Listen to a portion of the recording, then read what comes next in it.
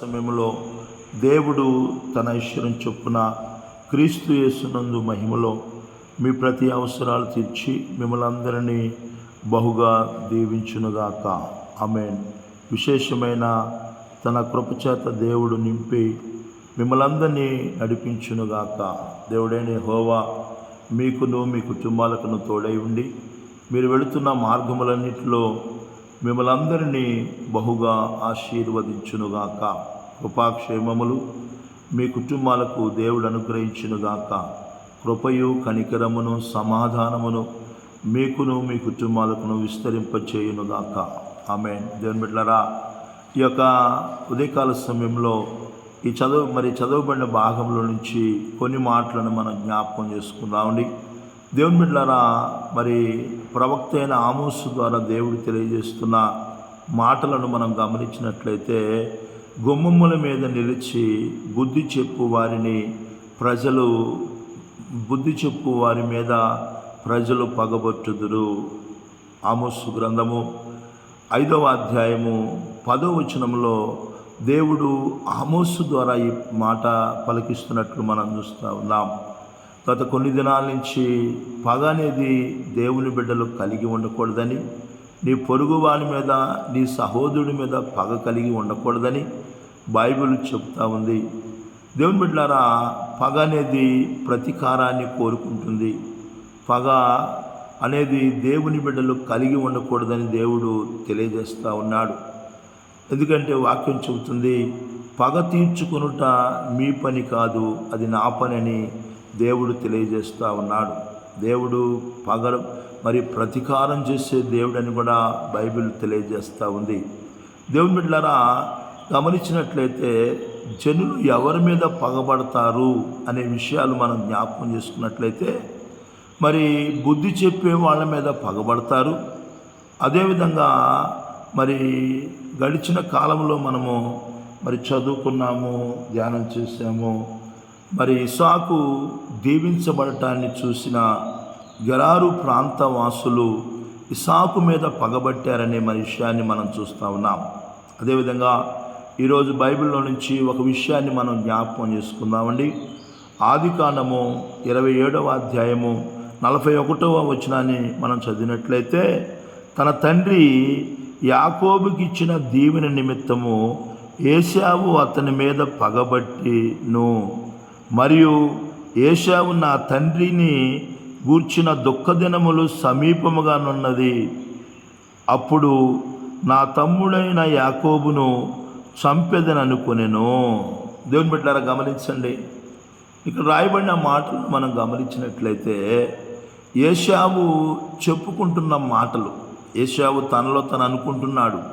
ఇలా అనుకుంటున్నాడు ఏంటంటే, నా యొక్క సహోదరుడు యాకోబు తండ్రి యాకోబుకి ఇచ్చిన దీవెన నిమిత్తము ఇదొక కుటుంబాన్ని మనం చూస్తూ ఉన్నాం. ఇస్సాకు, అదేవిధంగా రెబెకా, వీరిద్దరికి కూడా 2 కుమారులు ఉన్నారు. ఇద్దరు కూడా కవల పిల్లలే.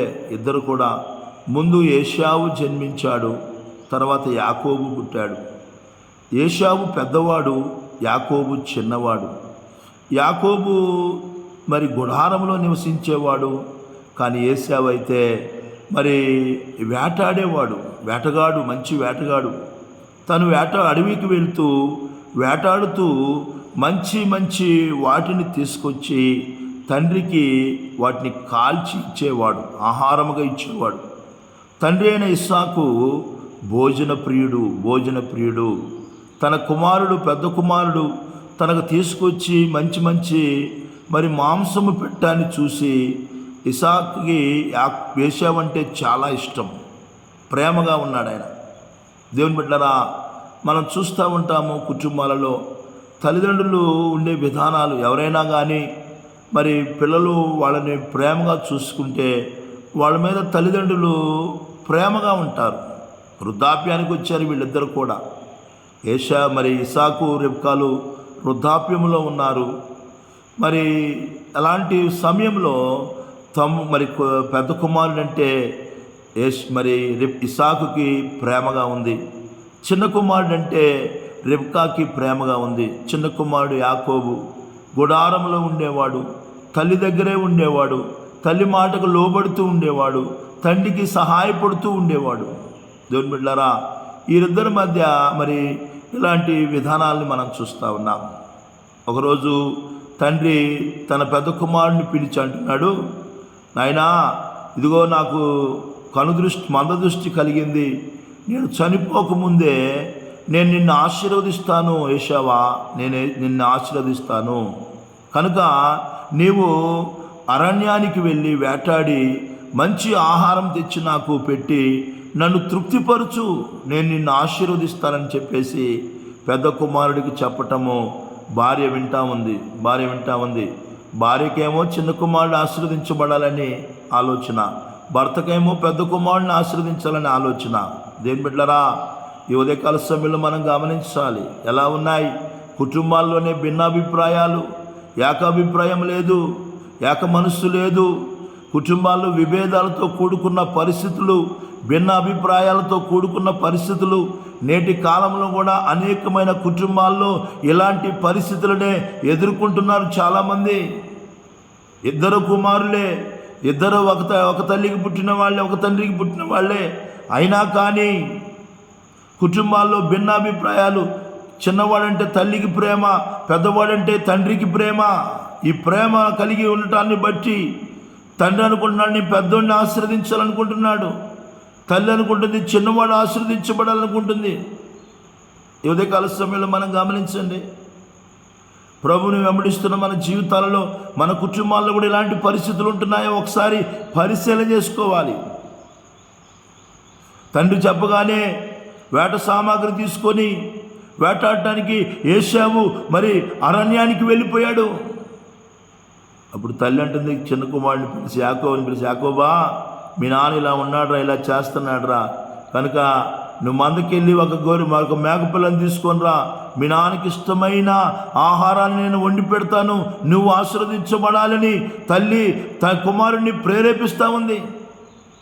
కుమారుడు అంటున్నాడు, అమ్మా అన్న ఏశావుకి ఒంటి నిండా రోమములు ఉన్నాయి, ఒంటి నిండా వెంట్రుకలు ఉన్నాయండి, కానీ తమ్ముడైన యాకోబుకి నున్నని వాడండి, వెంట్రుకలే లేవు ఆయనకి.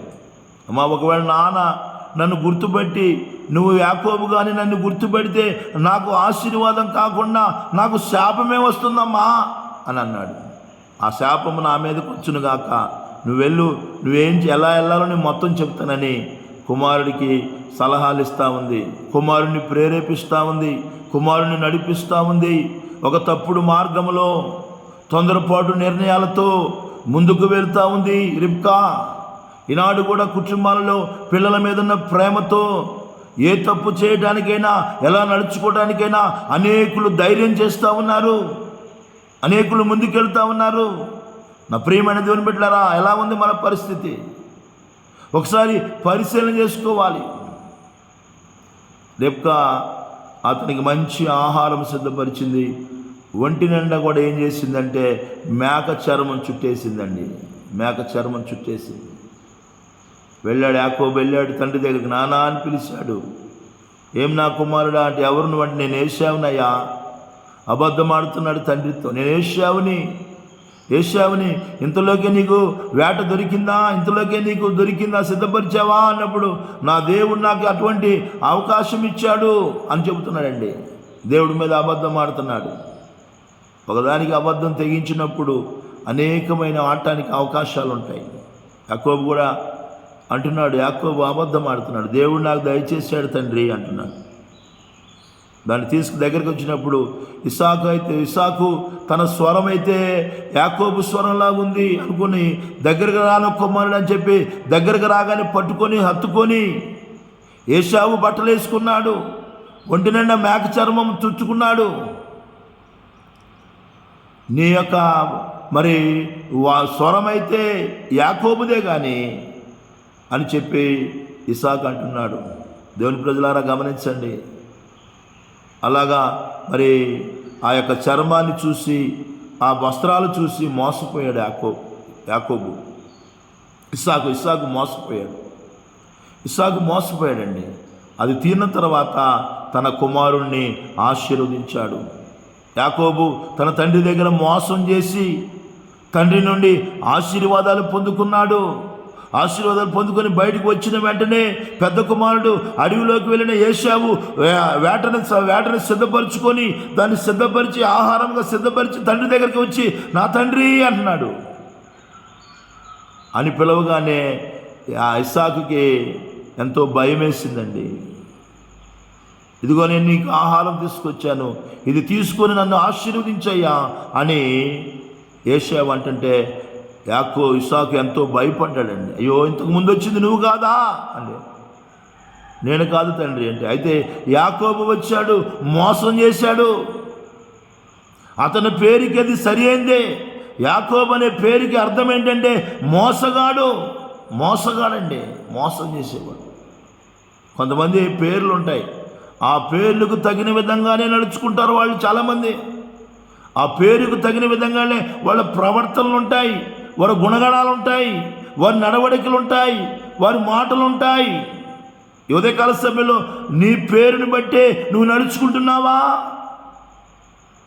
నీ ప్రవర్తన ఉంటుందా? ఒకసారి పరిశీలన చేసుకోవాలి. యాకోబు అనే పేరుకి మోసగాడని అర్థము. మోసం చేసేవాడిగా ఉంటున్నాడు యాకోబు. మోసముతో తండ్రిని మోసం చేసి ఆశీర్వాదాలు పొందుకున్నాడు యాకోబు. పెద్ద కుమారుడు దుఃఖపడతా ఉన్నాడు. అయ్యో నా తండ్రి, ఒక్క దీవెనైనా నాకు లేదా, ఒక్క దీవెనైనా లేదా అన్నప్పుడు తండ్రి అన్నాడు, అన్నీ నేను ఆయనకి ఇచ్చేసానయ్యా, యాకోబుకి దీవెన ఇచ్చేసానని చెబుతున్నాడు తండ్రి. అప్పుడు ఏశావు అనుకుంటున్న మాట అండి, నా తండ్రి మరి యాకోబుకి ఇచ్చిన దీవెన నిమిత్తమై ఏశావు అతని మీద పగబట్టాడు. వీళ్ళిద్దరు ఎవరంటే అన్నదమ్ములు. ఒక కడుపును పుట్టిన వాళ్ళు వీళ్ళిద్దరూ. నేటి కాలంలో కూడా దేవుని ప్రజలారా, మరి నేటి కాలంలో కూడా అనేక మంది ప్రజలు అన్నను చూసి తమ్ముడికి పగ, తమ్ముడిని చూసి అన్నకు పగ, కుటుంబాల్లో కొద్దిగా ఎక్కువ వచ్చినా ఓర్చుకోలేని తనం, సహించలేని గుణం, ఎదుగుతున్నా చూడలేని గుణం చాలామంది కుటుంబాల్లో కూడా ఇటువంటి విధానాన్ని కలిగి ఉంటున్నారు. దేవుని బిడ్డలారా గమనించండి, వీళ్ళిద్దరి మధ్య పగరాటానికి కారణం ఎవరంటే తల్లిదండ్రులేనండి. తల్లిదండ్రులు చేసే క్రియలను బట్టి కుటుంబాలలో పగలు ఏర్పడుతున్నాయి.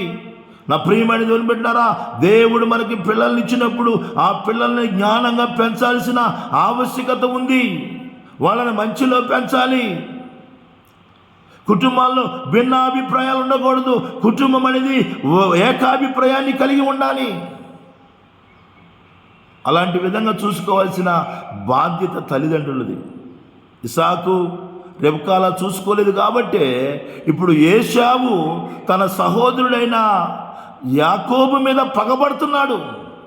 ఉదయకాల సమయంలో వాక్యం వింటున్న నా ప్రియమైన దేవుని బిడ్డలారా, దేవుడు నీ తమ్ముడిని దీవిస్తున్నాడని, దేవుడు నీ చెల్లిని దీవిస్తున్నాడని, దేవుడు నీ అక్కను దీవిస్తున్నాడని, నీ అన్నను దీవిస్తున్నాడని, నీ కుటుంబంలో ఉన్న సభ్యులను దేవుడు దీవిస్తున్నాడని చూసి ఓర్చుకోగలుగుతున్నావా? లేదా వాళ్ళ మీద పగబట్టే వ్యక్తిగా ఉంటున్నావా? పగ పెంచుకొని నా తమ్ముడిని చంపేదని అనుకునేను. పగ తారతమ్యాల భేదాలు చూడదండి. నా తమ్ముడు, నా అన్న, నా చెల్లి, మా అమ్మ, మా నాన్న అనే భేదాలు పగ చూడదు. పగ ప్రతీకారాన్ని కోరుకుంటుంది. ఏశావు అంటున్నాడు, ఇదిగో నా తండ్రి ఇచ్చిన దీవెన నిమిత్తమై ఏశావు యాకోబు మీద పగబట్టెను. నా తండ్రి చనిపోవడానికి సిద్ధంగా ఉన్నాడు. మరణ దినాలు సమీపంగా ఉన్నాయి కనుక ఈ సమయంలో నా తండ్రిని దుఃఖపెట్టకుండా నా తండ్రి చనిపోయిన తరువాత నా సహోదరుని చంపేదననుకునేను. చంపుతాననుకున్నాడు. పగబట్టి చంపాలనుకున్నాడు. పగ ప్రతీకారాన్ని కోరుకొని పగ మరణాన్ని తీసుకెళ్లేలాగా చేస్తుంది. ఉదయకాల సమయంలో వాక్యం ఉంచిన నా ప్రియమైన దేవుని బిడ్డలారా, ఎలా ఉంది మన పరిస్థితి?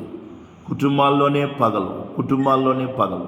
నేటి కాలంలో ప్రేమలు లేవండి, ప్రేమలు లేవు, పగలున్నాయి. యేసయ్య చెప్పాడు ఒక మాట, మనిషి కుమారుడు భూమి మీదకి వస్తున్నప్పుడు అనేకుల ప్రేమ చల్లారిపోతుందంటండి. అనేకుల ప్రేమ అక్రమము విస్తరించడం వలన అనేకుల ప్రేమ చల్లారునోనింది.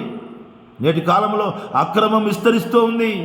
క్రమం తప్పిపోయిన జనులుగా నడుచుకుంటూ ఉన్నారు. అందుకనే మనుషుల మధ్య ప్రేమలు చల్లారిపోతూ ఉన్నాయి.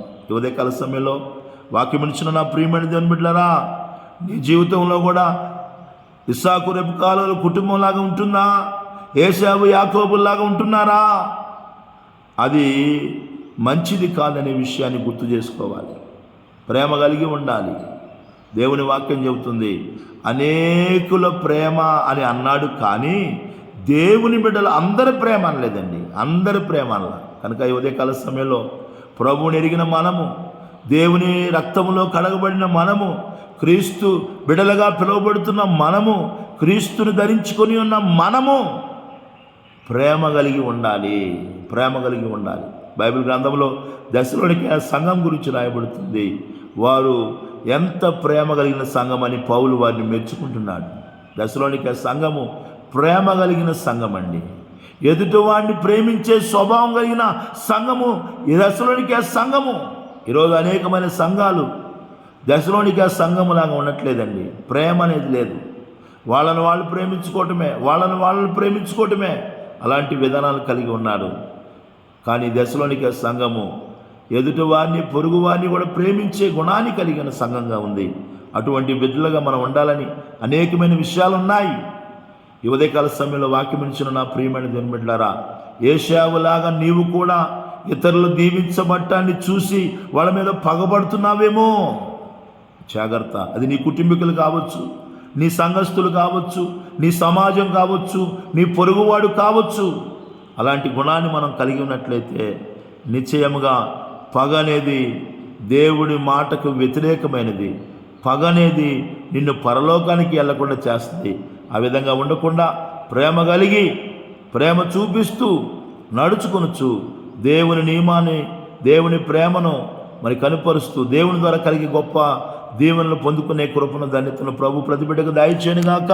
దేవుడి కొద్ది మాటలు మనందరి వినికిల్లో దీవించునుగాక. ఆమేన్.